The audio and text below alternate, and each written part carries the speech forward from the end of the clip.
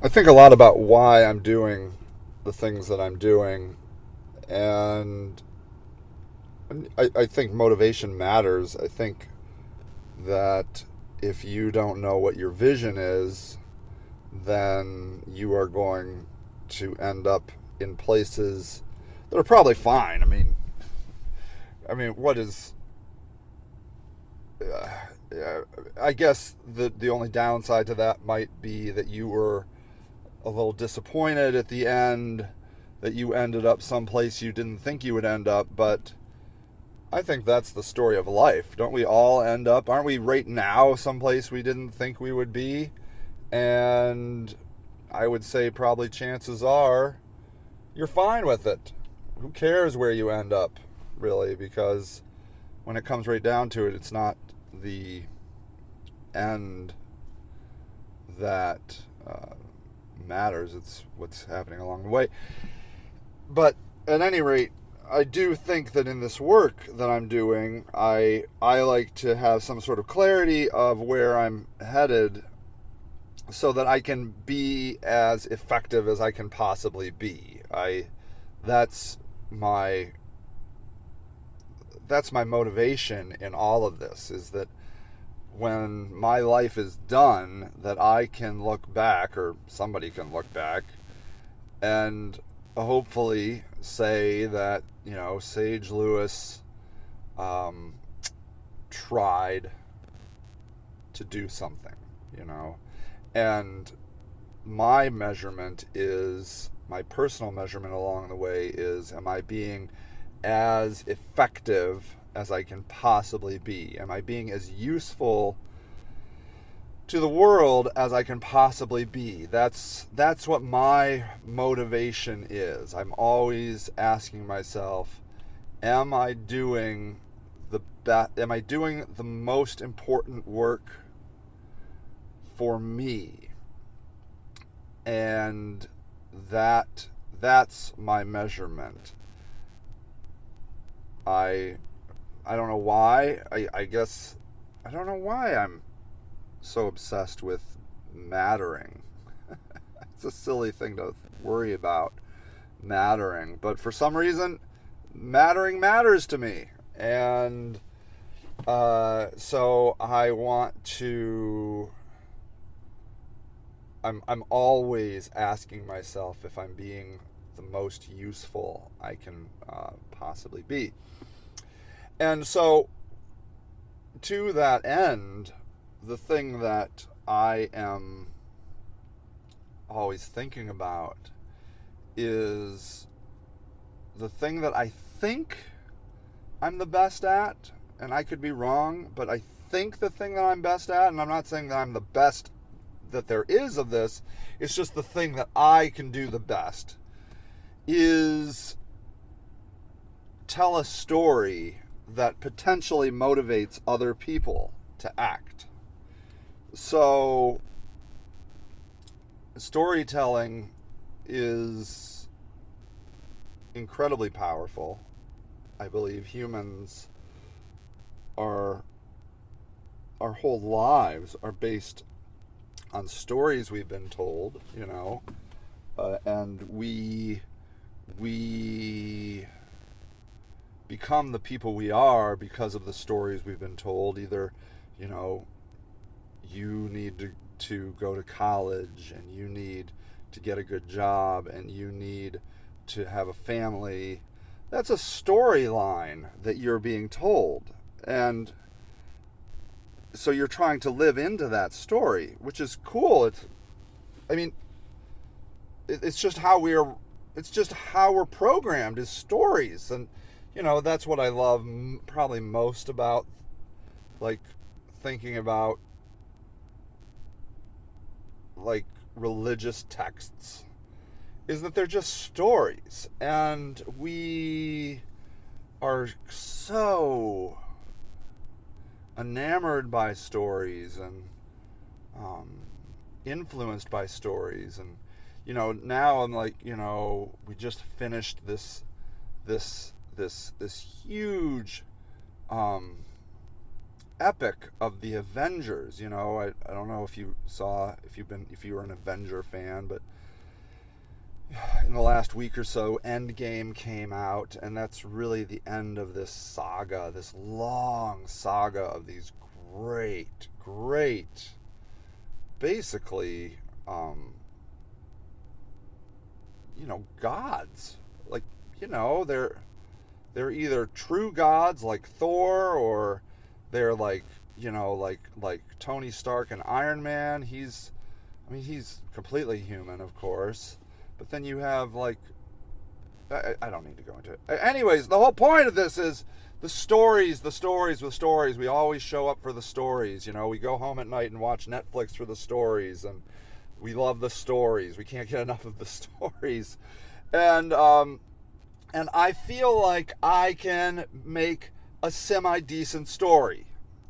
And so I like to do storytelling, and I like creating stories in my life. I like my life to become a story, you see. And so my actions become the story. It's just not just my words, it's what I do and how I act that adds dramatic effect to the overall story. Because hopefully my hope is that people look at what the story I'm creating, and they're like, wow, that isn't just a movie. That's not just people pretending to be, superheroes or people that are trying to do good. There's a guy in real life trying to do good. And that is like, then it becomes, my theory is it becomes this really powerful story that inspires other people to want to do good as well. And I don't know how you measure that. I know that I get to see, just yesterday we had a group of people that are learning how to become yoga teachers. They raised over $1,000 for our charity in yoga classes. $1,000. And they were excited to be here. They all came together, and they were excited they had raised it, and they were excited to learn about the facility and the people. And ultimately, what I believe is that they were already good people, They were already people that wanted to have a positive influence on the world, just by being, I don't know if you've ever done yoga. You should hang out with a yoga instructor. They're the chillest, most peaceful person you could possibly imagine. They're amazing. Just hanging out with like a half a dozen yoga instructors is like, you don't even need to do the yoga part. You'll just feel better just hanging out with them. So like, they're already good people, but somehow they heard the story of what we were doing over here, and they decided to raise money for it, and raising money is, I'm not a fan of money, but it's critical because we have this facility that needs to stay running, and, the whole building is like $5,000 a month. And so money is critical to us, especially at these early stages of our organization. So like, they were just like, hey, I'm going to raise money. And then, I was just at Kent State, and this group of, it was these students, it was Jewish students, Muslim students, and Christian students. They all got together, which is just right there one of the great, like, revolts of society. Jews, Christians, and Muslims all hanging out together doing the same thing. That's so powerful just in itself. And they went and got donations and made like bags of like things that homeless people would need. So, granola bars and toothpaste and shampoo and stuff like that. And so, like, again, good people, that heard the story and are like, I want to do something. And that is so, I don't know, thrilling or exciting or humbling or amazing. I don't know what word it is, but it's awesome that these people heard a story and turned it into action. And that's what I ultimately want to do. I mean, I've taken this angle of homelessness because it's the area that I'm most interested in. And we have shown the need, and we have created a compassion, at least in some people, certainly not all people, but in some people they're like, wow. And people will say, you know, I learned a lot from that article that you wrote or whatever, and that's amazing. And so, but ultimately, it's this idea of taking people that want to do good and helping them do the actual good. And so it's storytelling to create action. And that's, I think that's the ambition that I'm trying to achieve over like the Avengers, which is just, I think, mostly entertainment, right? And money, you know, they want to make money. But it's just to make more Avengers movies and make people rich, you know, which is totally fine. I mean, I'm all for it because I love the Avengers. I'm all for, you know, more Avengers movies. So, but my goal, you know, here is to tell a story to make people go out and act. And so, like, one of the things you're seeing me do right now is, like, this week, and it'll end. I don't know if this is going to come out this week. Might already. I don't know. I don't know when this one's coming out. But, you know, I've been talking a lot about politics. And personally, I'm very conscious of not talking about politics in the charity, talking about politics personally. But the reason I'm talking about politics is to inspire emotion to get people to vote.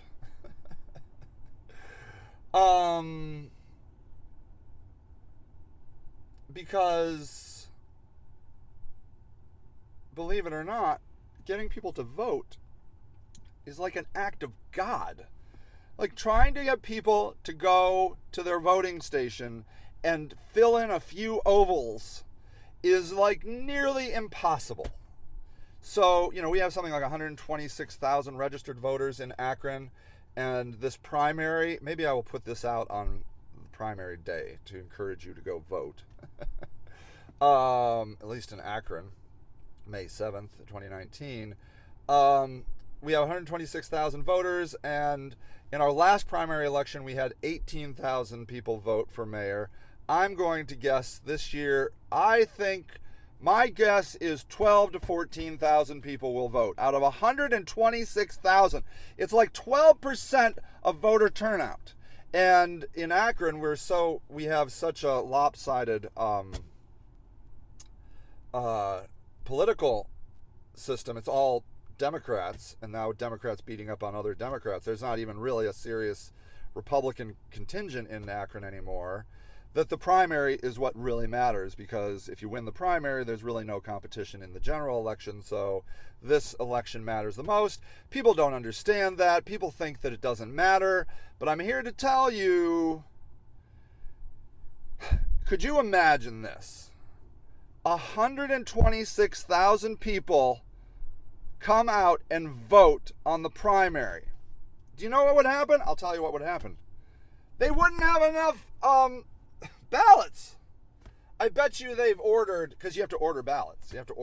So the Board of Elections is like, how many ballots do you think we need today, Bob? Well, I think about 5 people are going to come out for this. All right, Mary, order 5 ballots. 5 people should be voting in this primary. All right, Bob, I got it. You know, like, I bet they'll order 18,000, maybe 20,000 just for shits and giggles, because 18,000 was how many people they had before. There's no way we're going to hit 18,000. If 126,000 people came out and voted on the primary, it would be chaos, and it would make national news. You know, it's like it would be on all the national news. In some crazy fluke of events, all registered voters in Akron voted in a primary.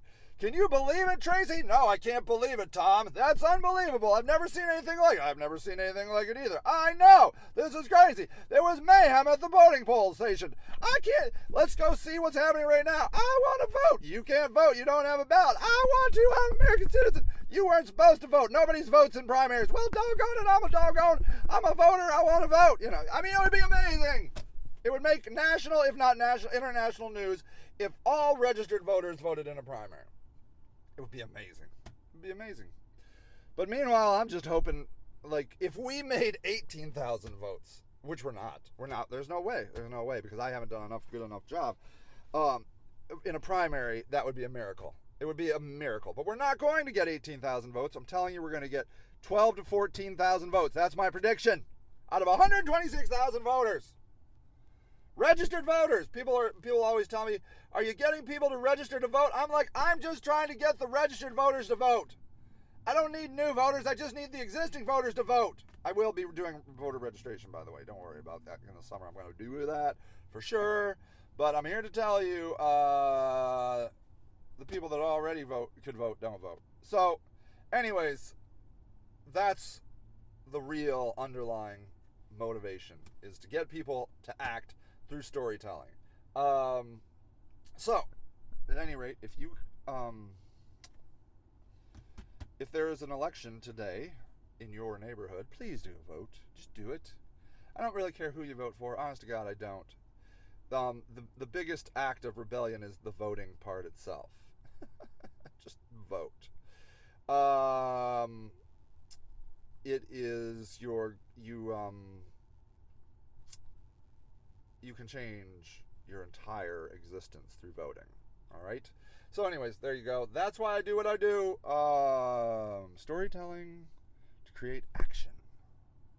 That's going to be the title. I'm going to write that down before I forget it. All right, everybody. You have a super duper day. Bye.